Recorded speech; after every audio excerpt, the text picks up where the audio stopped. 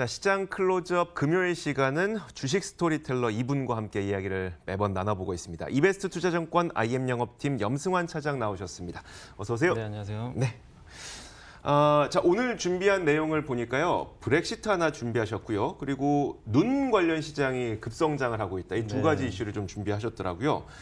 먼저 그 브렉시트 한번 먼저 여쭤볼게요. 사실 시장의 민감도는 많이 줄어든 상태이긴 한 것 같은데 혹시 지금 우리가 브렉시트에 대해서 좀 알아둬야 될 것들이 뭐가 있을까요? 그러니까 많은 분들이 사실 브렉시트 너무 이제 언론 기사들에서 뭐 노딜이라든가 여러 가지 막 불확실성들에 대해서 얘기들을 많이 하는데 네네.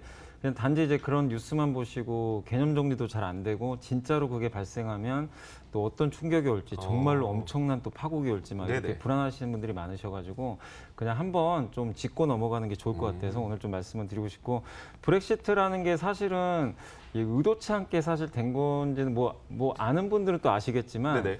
어떻게 보면 제가 이제 특정 정치인을 얘기하기는 좀 그런데 네. 우리 한국에서도 오세훈 시장이 있었잖아요. 네네. 오세훈 시장이 약간의 이제 그 무상급식 한번 네. 승부를 걸었다가 네네. 결국에 이제 뭐 본인 입장에서는 어쨌든 실패를 하게 됐죠. 근데 그 영국의 캐머런 총리도 사실 비슷합니다. 자기의 정치적 입지를 한번 다지고자 네.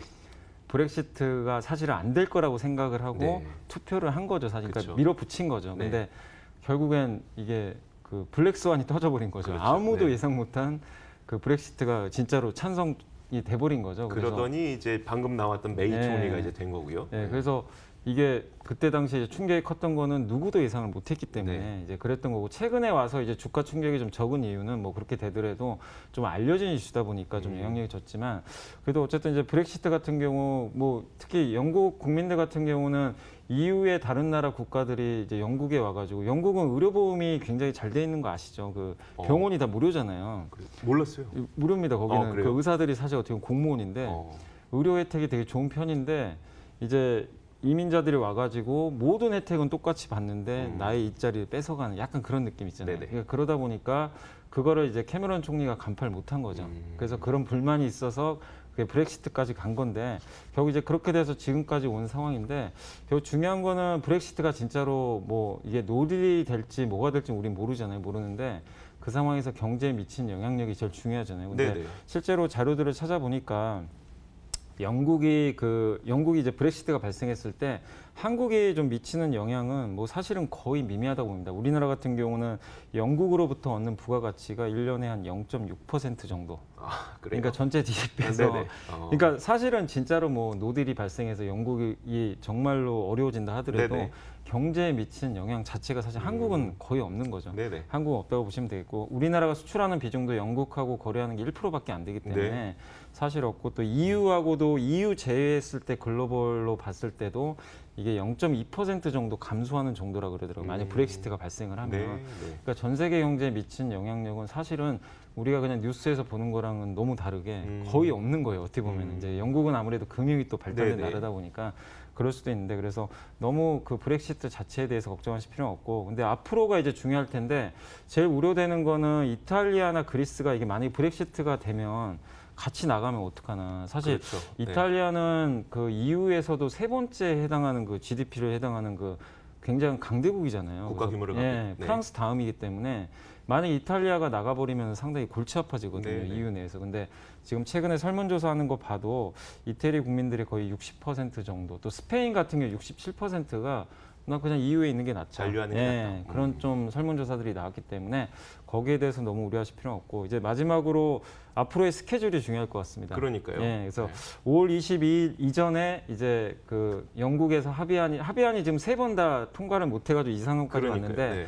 통과 또 안 될 것 같아요, 솔직히. 근데 합의안이 만약에 통과가 되면 이제 브렉시트 되는 거죠. 근데 네네. 우리 흔히 말하는 그 소프트 브렉시트, 이제 네네. 관세 동맹이 남고 분담금은 남고 그냥 EU만 살짝 탈퇴하는 건데 그런 경우는 가장 해피한 시나리오가 되겠죠, 사실. 그렇게 봤을 때 이제 합의가 되면 가장 좋은 거고 소프트 브렉시트로 가는 거고 만약에 합의가 안 돼서 5월 22일로 넘어가게 되면 네. 이제 그 이후에 그 유럽에서 유럽 의회가 열리게 되잖아요. 네네. 이제 거기서 유럽 의회에서 승인을 받을 수도 있고 이 브렉시트 안에 대해서 또 승인을 못 받을 수도 있는데 만약에 이제 두 가지 경우로 놓고 본다면 승인을 만약 유럽 의회에서 받게 되면은 결국에는 그 이제 승인이 되게 됐을 때는 이제 그 영국에서 결국에 이제 다시 한번 결정을 해줘야 됩니다. 네네. 국민 투표를 그러니까 제 2차 국민 투표죠. 국민들한테 네네. 다시 물어봐도 되고 뭐 노딜로 갈 수도 있어요. 네네. 뭐 진짜 승인 받고 나서 영국에서 그냥 노딜로 가자고 할 수도 있는 거고.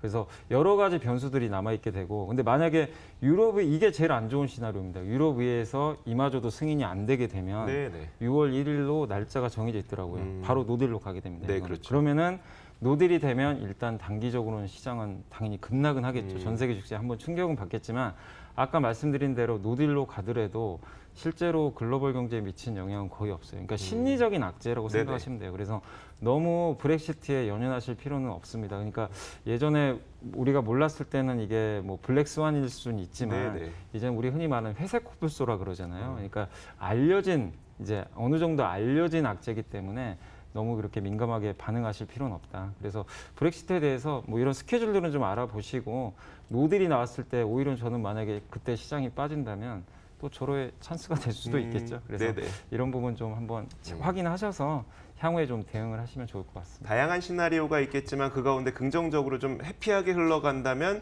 따로 우리가 크게 걱정할 네. 일은 없을 것 같고 만약에 안 좋은 시나리오를 흘러간다고 하더라도 그 충격은 어떻게 보면 경제적인 네. 충격이라기보다 심리적인 충격이기 때문에 그때가 오히려 만약 그런 일이 발생했을 때는 매수할 수 있는 기회가 될 수도 있겠다라고 정리를 해보도록 하겠습니다.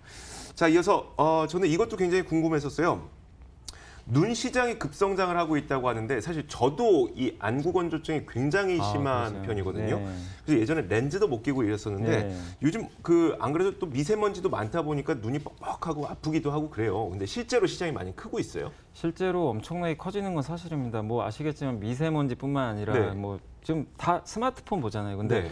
예전에는 우리가 스마트폰이 없을 때는 사실 큰 화면, TV도 그냥 큰 화면이니까 봤는데 대형 화면에서 우리가 이제 정보들을 많이 봤는데 이제는 스마트폰 같은 이제 조그마한 화면에서 모든 뭐 집에 가서도 사실 TV 안 보시는 분들 많잖아요. 스마트폰으로 뭐 영화도 다 보니까 자꾸 이게 작은 화면을 보다 보면 아무래도 시력 저하는 불가피할 수밖에 없고 또 이게 이제 고령화되고 있잖아요. 네네. 고령화될수록 또 노안 인구도 당연히 늘어나기 때문에 이제 안질환과 관련된 그 부분들은 당연히 계속해서 증가할 수밖에 없다 이렇게 보시면 되겠고 거기와 관련해서 여러 가지 뭐 회사들이 있겠지만 사실은 뭐 이렇게 가장 이제 중요한 이슈로 우리가 볼 수 있는 거는 이쪽 시장에서 뭐 이게 안경학과 관련해서 그러니까 안경과 관련된 산업도 있고 네. 그다음에 안과 가서 우리가 또 치료받을 수 있는 네네. 그런 산업들도 있는데 오늘 제가 말씀드리고 싶은 거는 약간 좀 이 시력과 그러니까 안경과 관련된 그런 안경. 종목들에 대해서 좀 한 2가지 정도 좀 말씀을 좀 드리고 싶어서 가져왔고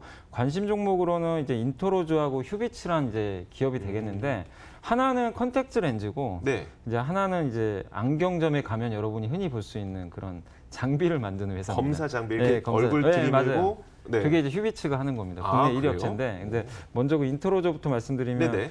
그 연예인 수지 아시죠? 네. 수지가 이제 광고 모델로 있는 그 아, 컨택트 그 렌즈 브랜드가 아시죠? 여기예요? 네, 컨택트 렌즈 아시죠? 클라라라는 이제 브랜드를 보유하는데 실제로 이제 수지의 이름을 단 그 뭐 제품도 이번에 브랜드도 나왔는데 컨택트 렌즈 이제 국내 거의 2위 업체, 1위는 이제 글로벌 유명 업체 존슨앤존슨이 이제 국내 1위고 네. 동사가 2위인데 근데 사실은 이제 국내 쪽은 이제 아무래도 성장이 좀 정체돼 있다는 얘기가 나와서 몇 년 전부터 좀 안 좋았는데 네. 또 작년부터 갑자기 급성장을 하고 있어요. 이런 이제 시장 왜냐하면 이제 시력 저하는 나오기 때문에 안경은 쓰긴 써야 되는데 네네.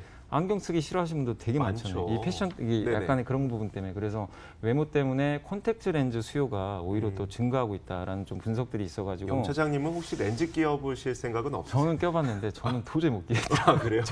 저도 웬만하면 안경 불편한 점이 네네. 있어서 껴보려고 했는데 저는 실패한 케이스입니다. 그게 안 돼가지고 네. 그냥 안경 쓰고 사는데 근데 이제 뭐 렌즈가 또 편하신 분들은 많아요. 렌즈를 네. 많이 선택하는데 근데 한국도 한국인데 특히 중국하고 일본에서 사업을 하고 있는데 그쪽 일본 같은 경우는 ODM 방식으로 납품을 하고 있고 네네. 중국은 직접 사업을 하고 있거든요. 그래서 네. 그쪽 시장도 굉장히 커지고 있어요. 중국도 사실 우리 한국과 비슷해요. 네. 계속해서 이쪽 그 안경 쓰는 인구 그 착용 인구들이 늘다 보니까 굉장히 고성장을 하고 있어서 뭐 긍정적이고 근데 작년에 워낙 좀 실적들이 이렇게 안 좋아지면서 인터로즈 주가 많이 빠졌거든요. 네네. 근데 올해부터는 턴어라운드 기대감이 있으니까 가격적으로도 충분히 매력이 있습니다. 그래서 관심 있게 보시면 좋겠고 휴비츠는 이제 우리 안경점에 보면 검사 장비들 그 대부분 다 휴비츠 거거든요. 국내 1위 업체고 글로벌로는 한 3위 정도 되는데 시장이 물론 큰 시장은 아닙니다. 워낙 뭐 시장 자체가 이제 정해져 있다 보니까 그 글로벌로 봤을 때 이 규모 자체는 크진 않은데 어쨌든 국내에서는 굉장히 알려진 업체고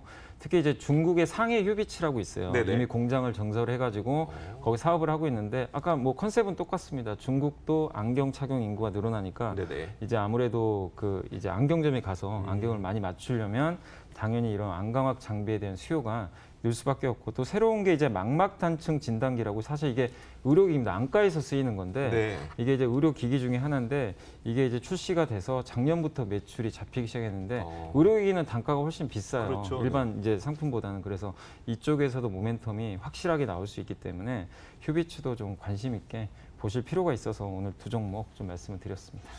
네, 여전히 기억나는 게 그 지난번에 드리머스 컴퍼니 이제 사명 바뀌기 전이 이제 아이리버였을 아이리버, 때, 네. 아이리버였을 때 저희한테 이야기를 해주고 나서 거의 일주일 만에 그 뭡니까 BTS 수혜를 네. 딱 받아서 바로 급등했던 예. 그 모습을 봐서 인터로즈와 또 휴비츠도 한번 그 매출에 대한 기대감 그리고 중국 시장에 대한 기대감 한번 걸어보고 싶습니다. 자, 마지막으로 저희 30초 정도만 드릴 텐데.